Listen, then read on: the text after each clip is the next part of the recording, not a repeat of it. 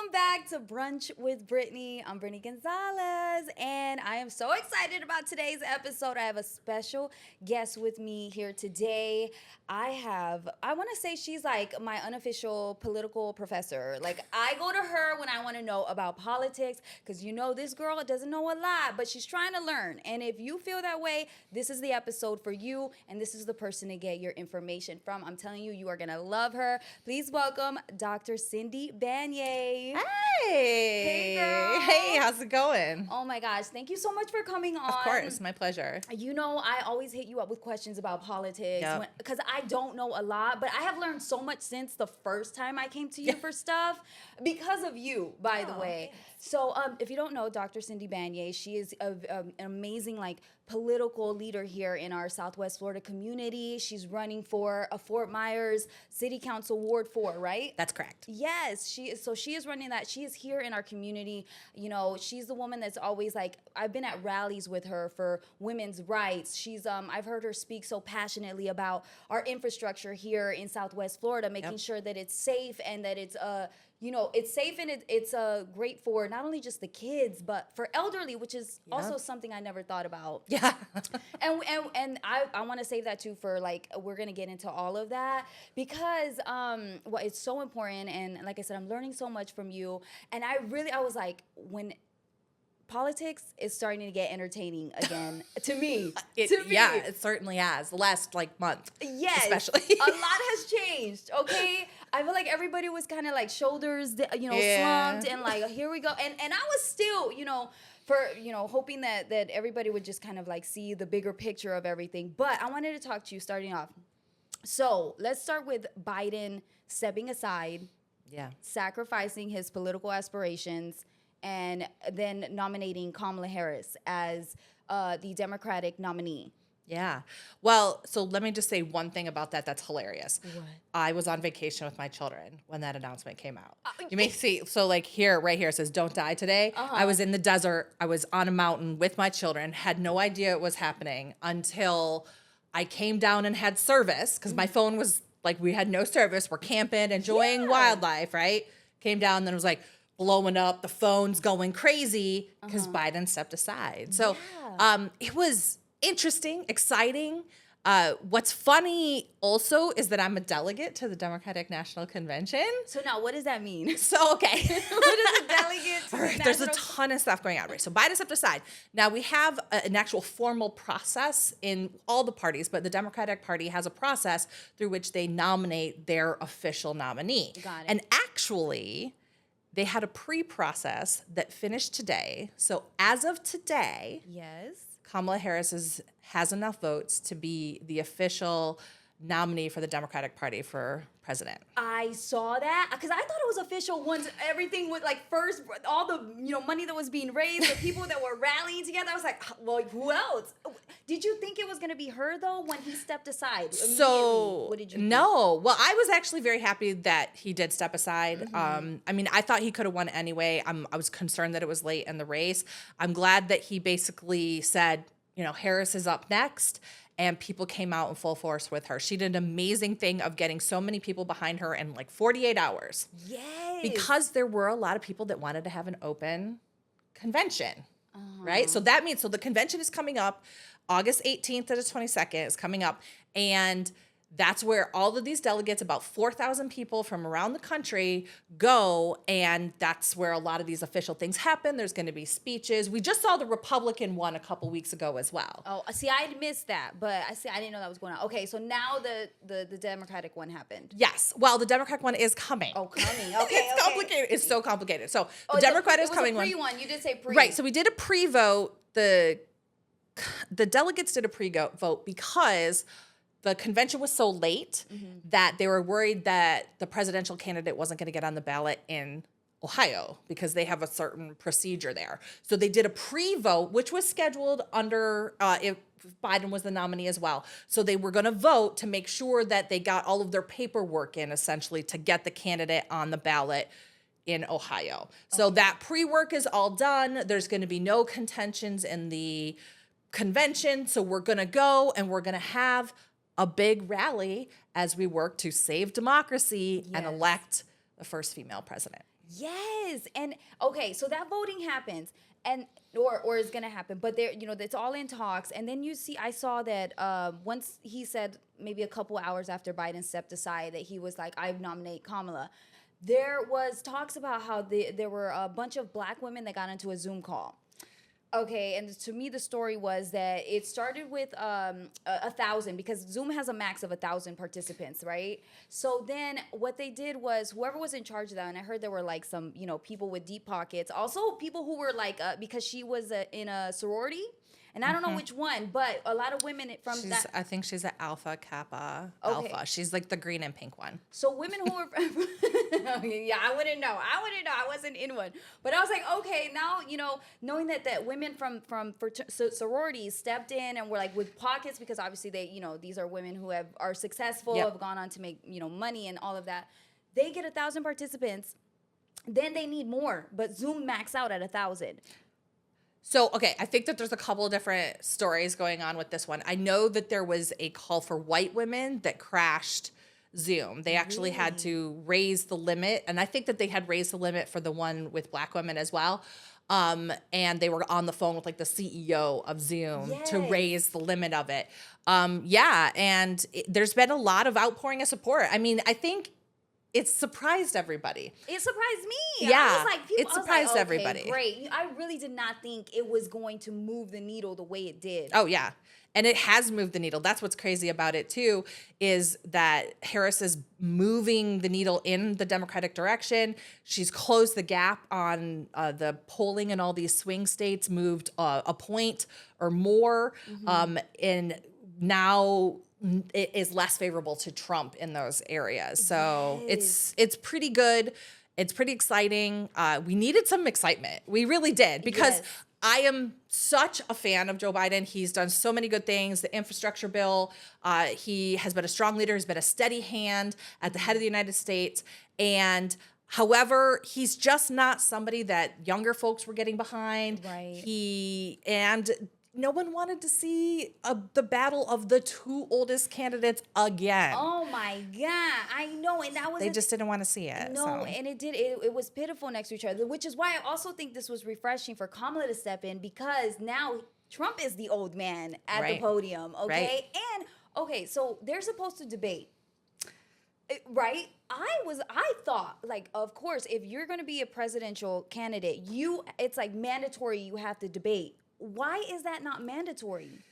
Well, nothing's mandatory. Well, I mean, when you're running for president, they get to kind of decide how things go. Like, there was a presidential debate that was scheduled between Biden and Trump. Right. And Trump pulled out and said, okay, I'm not going to do that because now she's not the official nominee. Now, like I said, as of today, she's had enough votes. She's the official nominee. Right. But we also think that Trump doesn't want to face her. I don't think he does, because I think she will like run him over. Yeah. I really do think verbally and with just the knowledge that she has, I think Right. she'll run circles around him. And of course, he can't look weak. Like, Right. that's just not in his nature. So that's also why I think that people are so excited, because it's like, okay, well, now what can you say about her? And then the Right. Montel Williams stuff with Kamala, like she used to date him, and she's in this like nice satin dress, looking like a baddie. By the way, I That's was like, right, yeah. I would wear that outfit and do my hair just like that.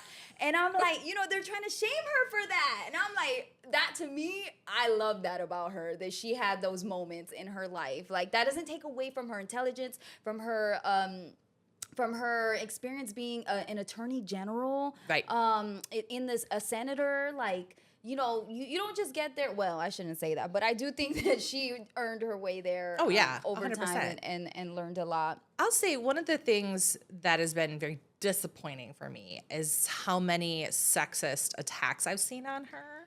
And this was actually even before she became the nominee. I was seeing memes, like very disgusting memes, trying to say that she slept her way to the top and stuff like that. I saw that too. And I was just like, why is that the default when there's a successful woman? Right. Why is it not ever that there's a woman and she's got this amazing record and she's done all these amazing things? Why is it that she's sleeping her way to the top? And it's just, it is so disgusting to me. And I keep seeing these things go around, and I just want to tell everybody, stop it. You look stupid. Very stupid. You look stupid. You sound stupid. No. Yeah. Well, I mean, it is. If like that's all you got, that's all you got. I know, and if that's the case, well then shame those men for being weak, and that's all it took for them to give her an opportunity. Okay, instead of her, if it wasn't her expertise, her experience, and what she could do. So. Yeah, and I saw a good flip of the narrative on that, as said we should stop saying that women slept their way to the top and say that men are withholding positions. Yep, and positions, yes. For sexual favors, and that's a real thing. Let's not pretend it doesn't. Right. It's not we made that up. No, we didn't make that up. I don't think I could speak to one woman that wouldn't say that they've been through at least one experience of that, of thinking that, this opportunity they were going for was something that just like based off of merit or based off of their talent. And it turns out like, no, you're going to need to give more than just that if you want this position. But that's for another day, for sure. Now, okay, JD Vance. What's his name again? It's like Jim Bowman. I mean, he's got so many names now, and then he became like an author, and now he's got a new name. So see, I don't know. The little bit that I've heard of him and the few moments of him speaking, everything I have to it takes everything in me to be like, how does not everyone see that this is horrible for the whole country? I mean, especially like a woman like me with no kids, no cats, but with no kids, and that you're not even a cat lady. Like where am I in this? What do I do? Oh, but you must live such a sad life as the opposite, yeah, the right. contrary, right? But yeah, if you ask him, I'm miserable, and my vote shouldn't be right. Your vote doesn't count, right? Yeah. So yeah, actually, the only thing I have to say about that is that this is actually putting on Front Street what has been said behind closed doors for a long time, especially among the far right evangelical movement. Right. There has been this movement. There was a vote in Texas to move back to the household vote. So that means that you wouldn't get a vote because you don't really count as a household, but it would be the one vote for the household, the man, the wife, and all the kids and stuff. No. There's this whole anti-feminism thing, this whole thing about putting women back. It's tied into the birth control and the abortion debates because it's all about returning the public realm to men. Yep. According to this very, very narrow interpretation of Christianity. And it's horrible. Yeah, it's horrible. And especially Project 2025, what the hell is this? Okay? Because they're and then they're saying that they have no they're not affiliated with All right, it. now they're like, what's Project 2025?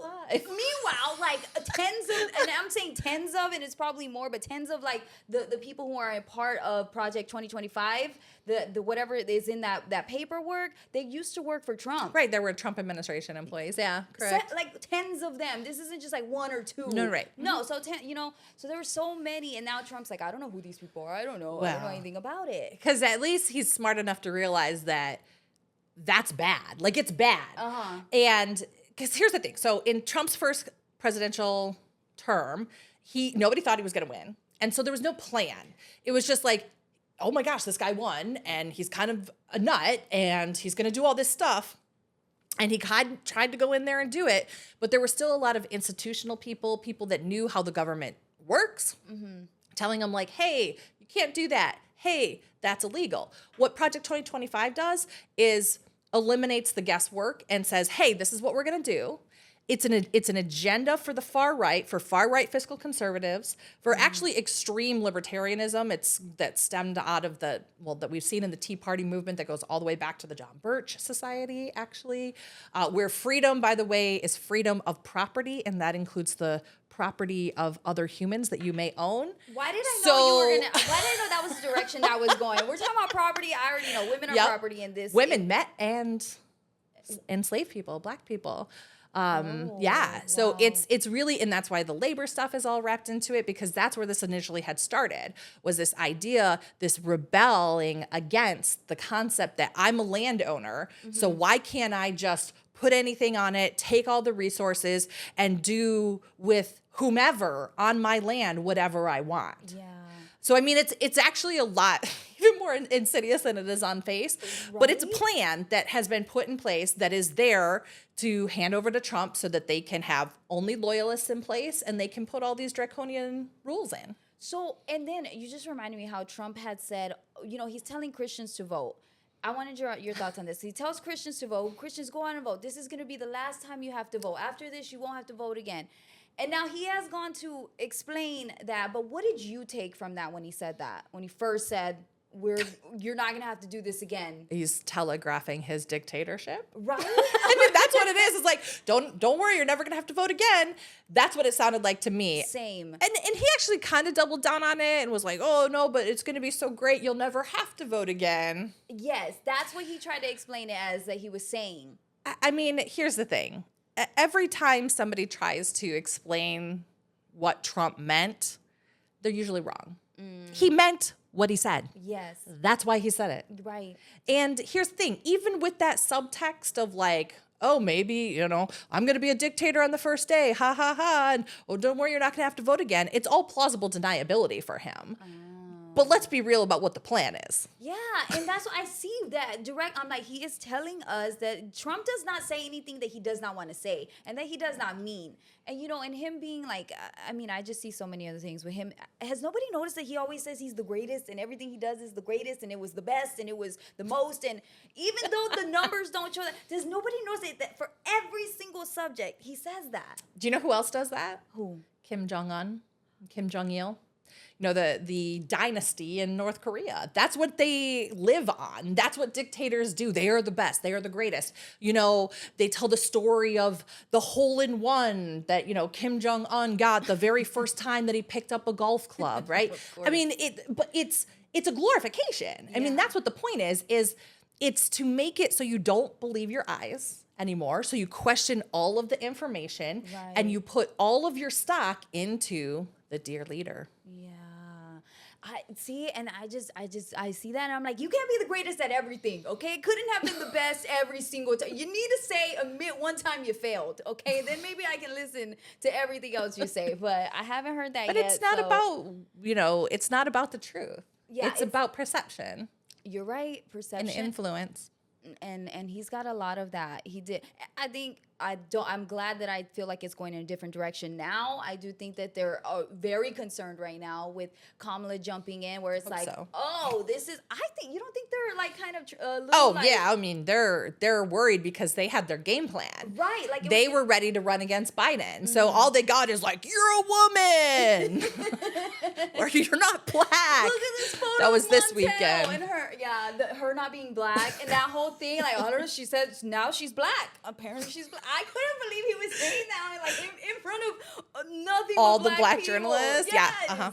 And they, and so I was so happy with the way they handled him on that, though. But yeah, he just says it, and I'm like, nobody's gonna punch him in the face, but okay, I guess not. Like, that sounds a little like, I don't want to call it. I didn't feel like it was racist, but maybe it is. But I just felt like it was ultimately rude to say that. Like, right. I mean, yeah, speculating on anybody's, race is not appropriate etiquette. It's just not. Like, what are we talking about here? But I could go into more of that too, because apparently he used to say or deny he's got some German in his blood or something in his DNA or his family line, and that his family had denied it for years. And there's Omarosa was the one that brought this up about a book that someone had in his family wrote and mentioned that. So anyway, so you could go, they go back that far. You could see all of those things, But okay, so now let's talk about Kamala Harris's VP possible candidates, right? And there were several. There were like, I don't know all of them, but I saw like at least 5 or 6 men and then 1 woman.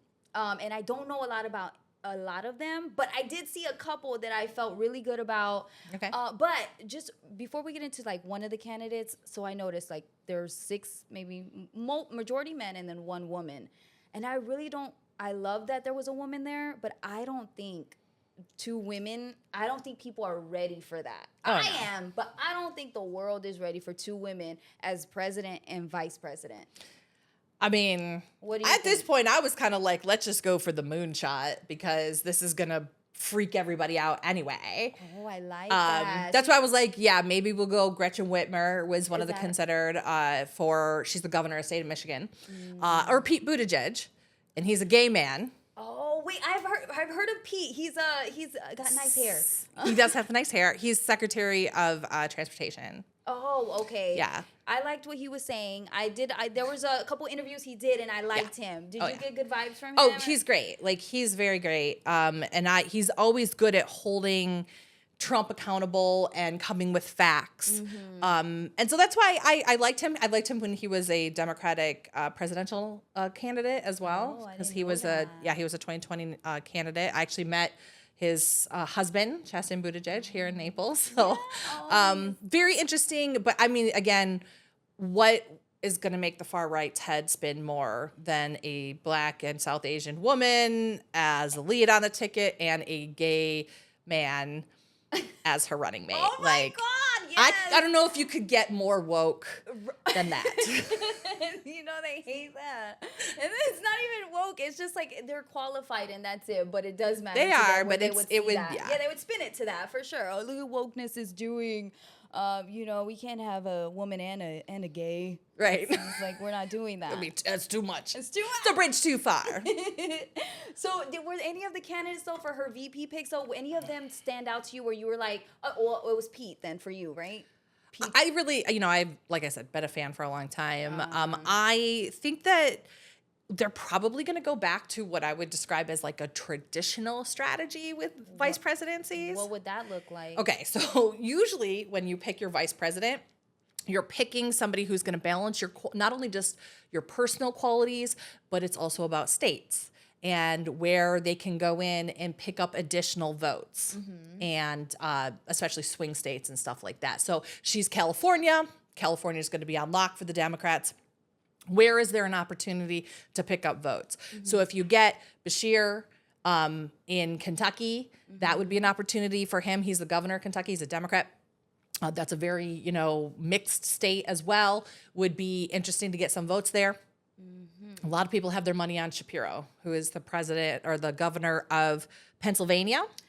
Yes. And Pennsylvania is a swing state. Pennsylvania is in play. And he would be able to bring a very strong hand to the presidential campaign and as her vice president. I definitely want to look into him more because I was reading too. Okay, so she doesn't have to make her announcement for that pick, for the VP pick, until August 19th.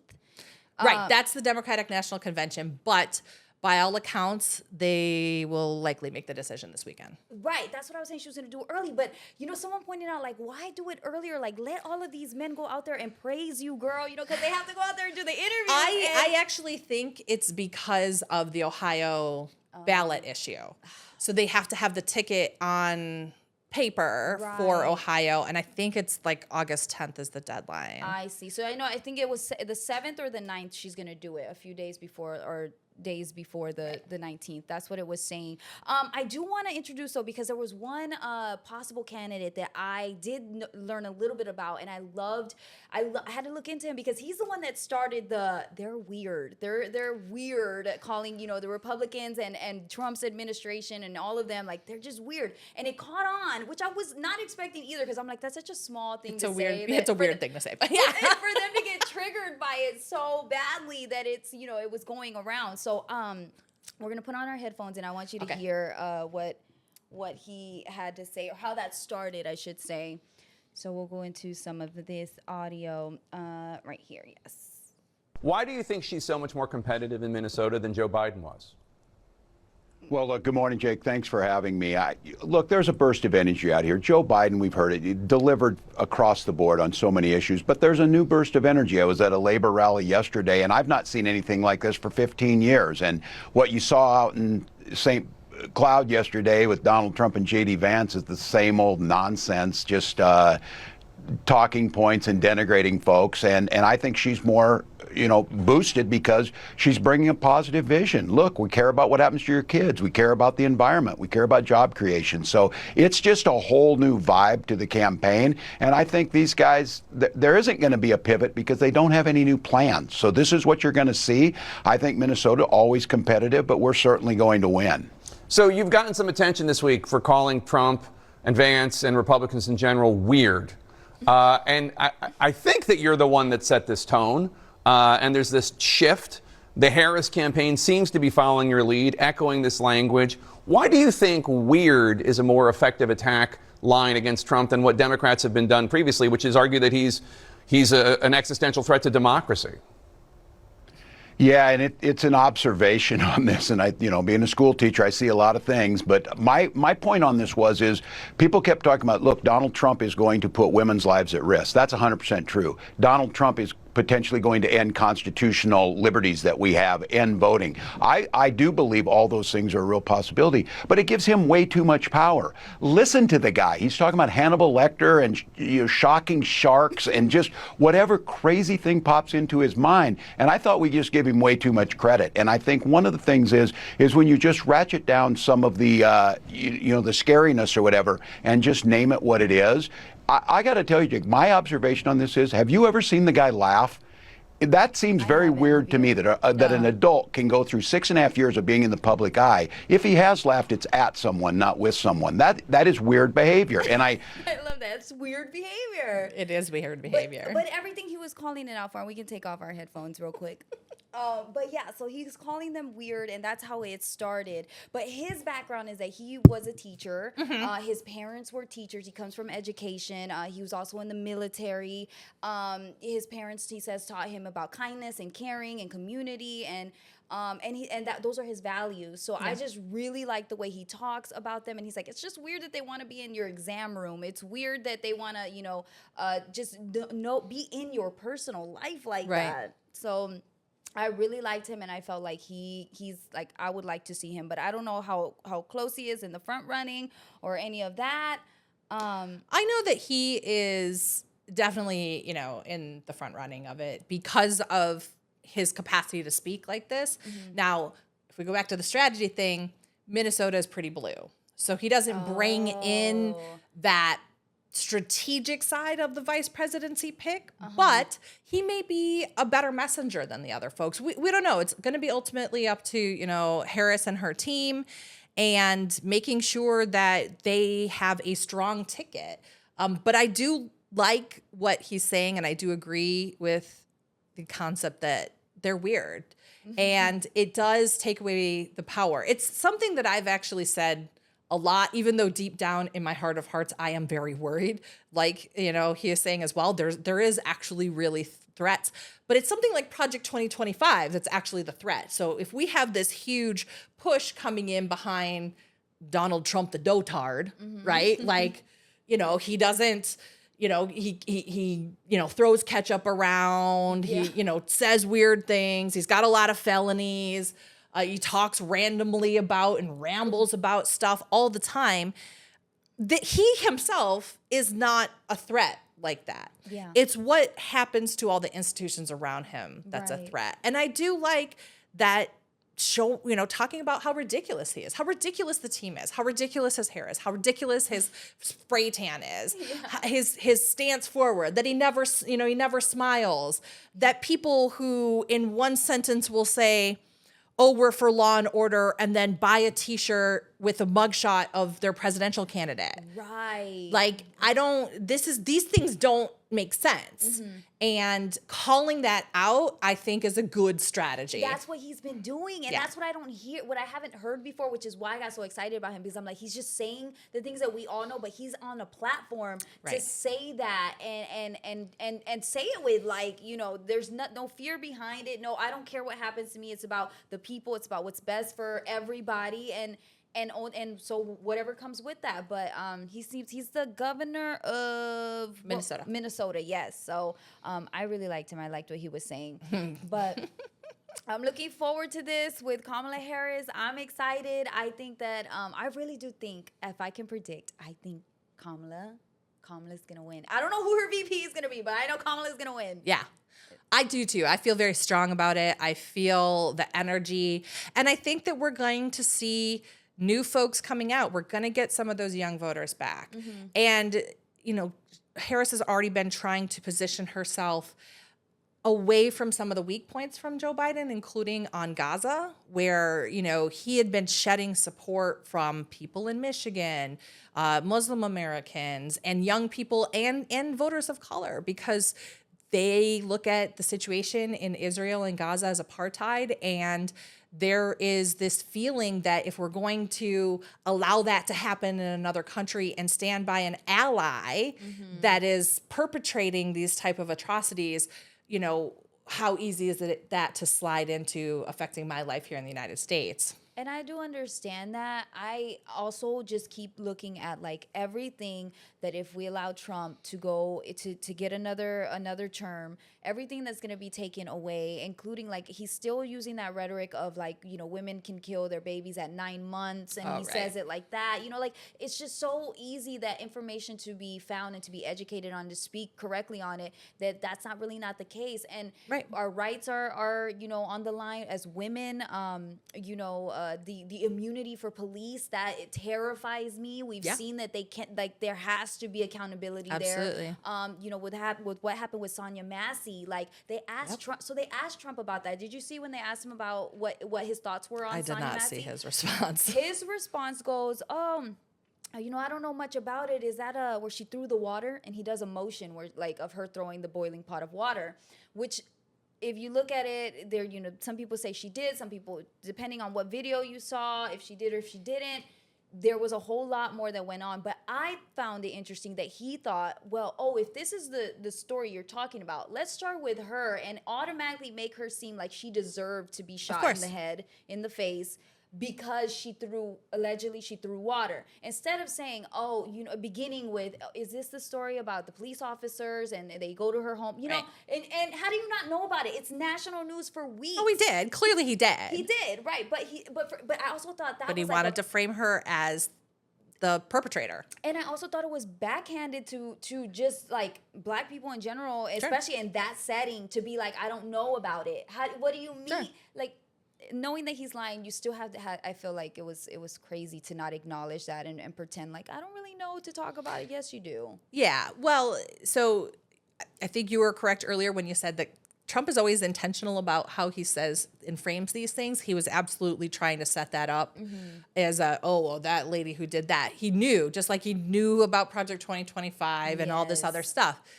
But I think it's also important to remember that the truth doesn't matter to Trump. We already know that. Yes.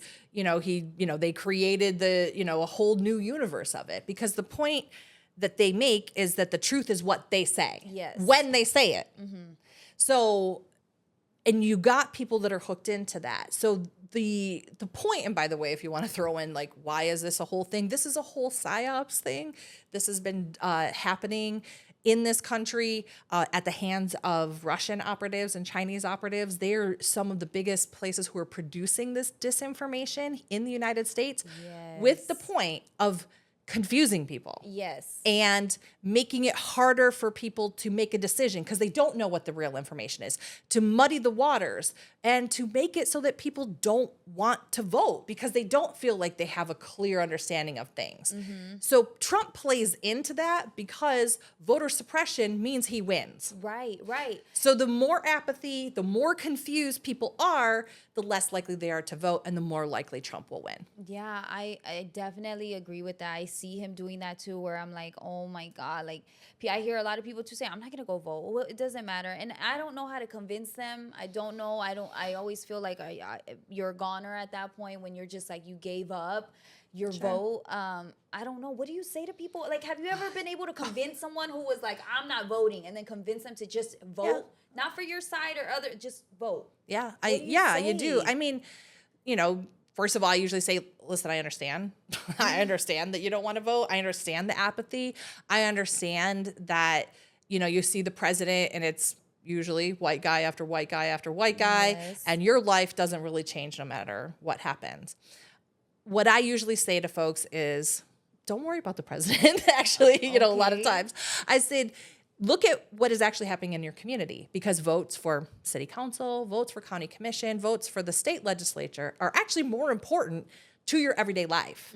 So if you're worried about your street flooding and not having lighting and stuff like that, then that you need to look at who's on city council. And so usually I talk to people about that, like, get to know these folks. These are your neighbors.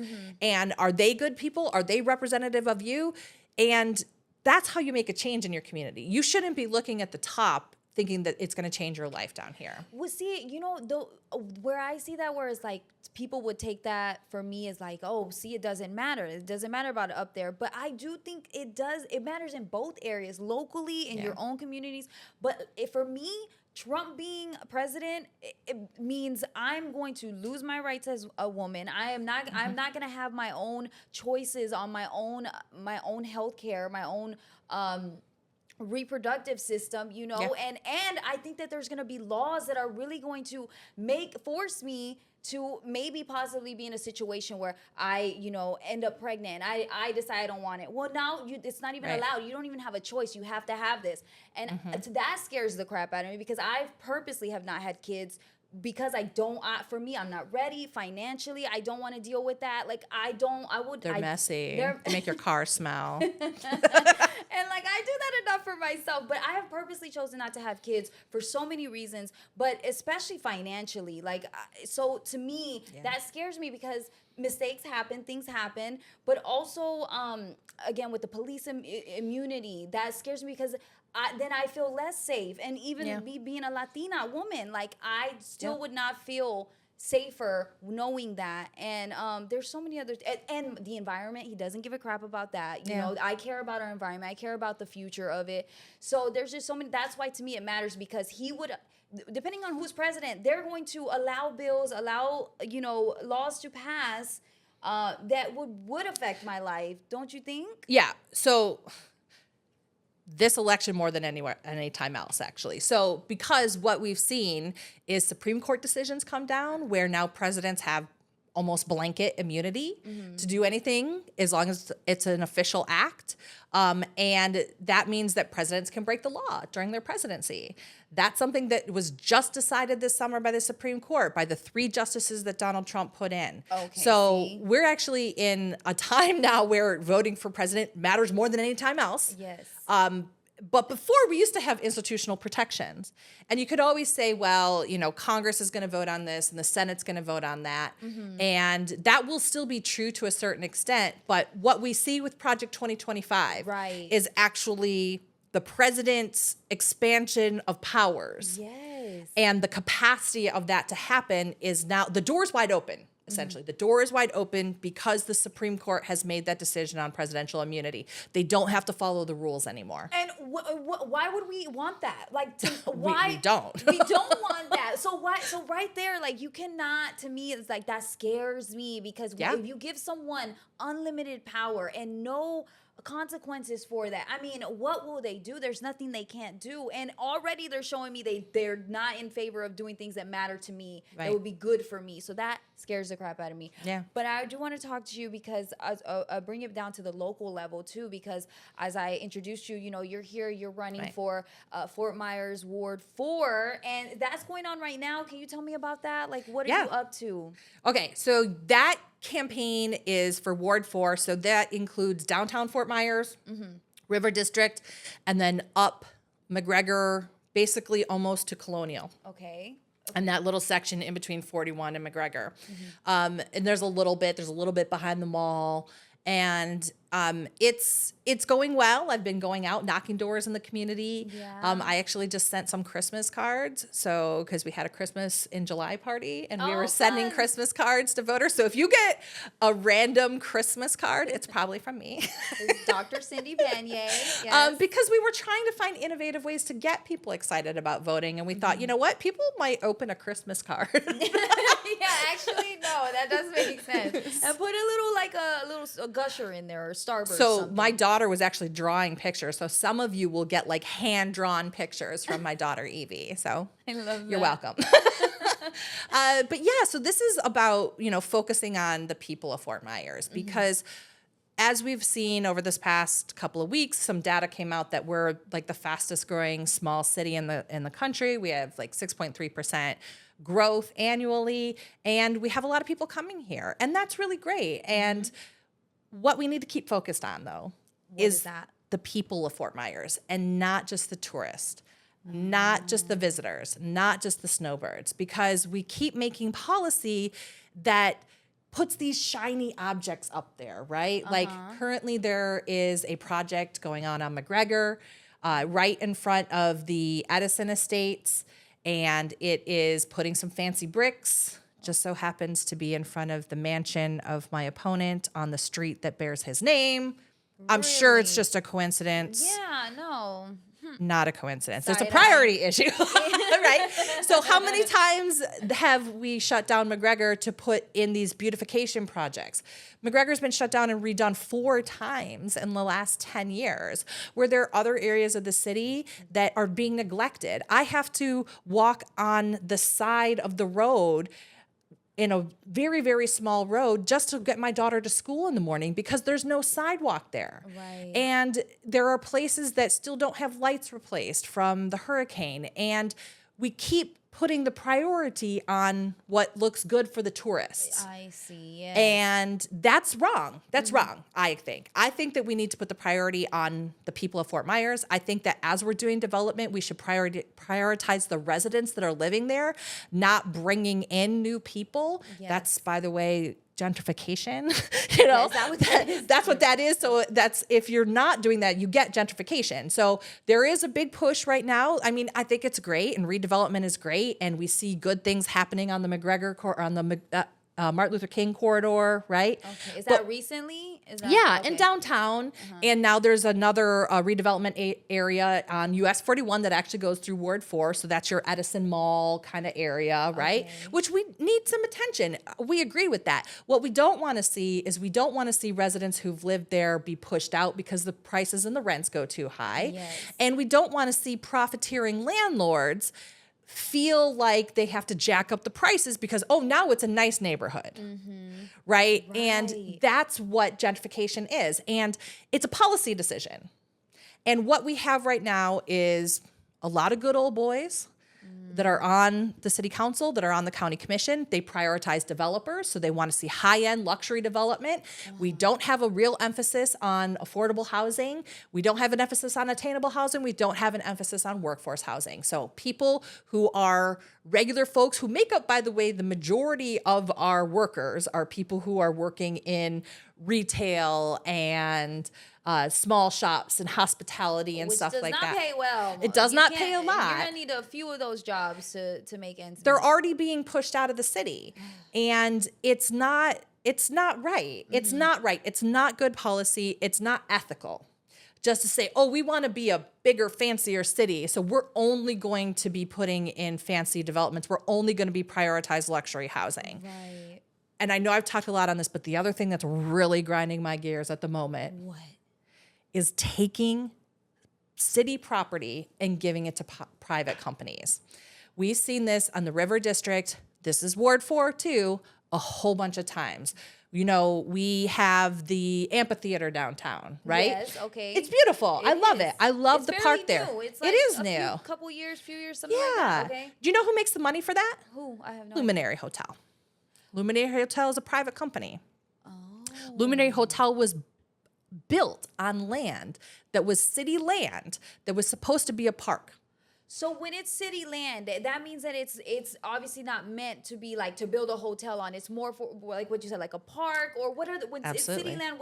What should they be doing with city land? Well, it should be for public good. So if it's sold for public good, that's okay. Right. If it's developed for public use, that's okay. There was actually a delay in the building of the Luminary Hotel because the family that gave that property to the city stopped it and said, look, this is supposed to be a park. That's why our family gave it to the city. We do not approve of it being used and sold to a for-profit company. And it got tied up in courts, and then the developers and their big lawyers prevailed. And now we have a similar situation going on with the Hall of the 50 States downtown. What is that? So that's next to the Luminary. You know, there's like kind of a big field. Yes. And then there's this old building there that's a historic building. Okay. They have taken RFPs for that, and their top rated proposal from the city staff was to actually move the historic building off that property and then sell it to a private developer. And for basically like a pittance too, by the way. What is that? Wait, what does pittance mean? Pittance, like a small amount, like okay. like they wanted $400,000. Like you can barely even buy a house in the city of Fort Myers, let alone waterfront property downtown Fort Myers. Yeah, I know. Right. I know. Like my Right. mouth is still open, dropped right now. Right. Okay, Right. go ahead. Because that, yeah. So, and again, so it goes against the vibe that we've been building in the city of Fort Myers as a historic downtown. Yes. And what you're going to have is only people who can afford this luxury property be able to enjoy the waterfront.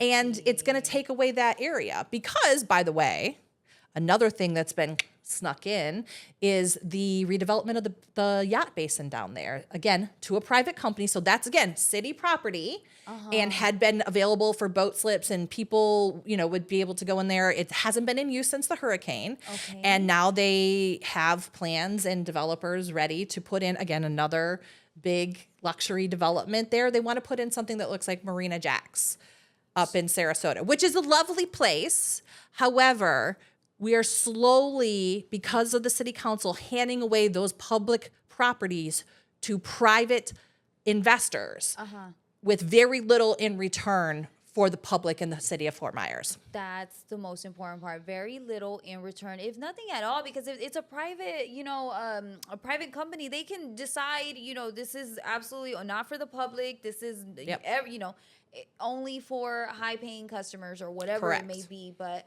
and then again, for the tourists, or like you said, it's just not for the people here living in this community who should be able to enjoy something like that. And would you say that project is already like written, signed, it's just in the works, or can that be stopped? I mean, and how sorry, you answer that. Yeah, I was gonna say, and how the heck did this happen in the first place? Well, it happened because we have people who aren't really looking out for the interests of the people of Fort Myers on council. Can we name names? No. Part of that project?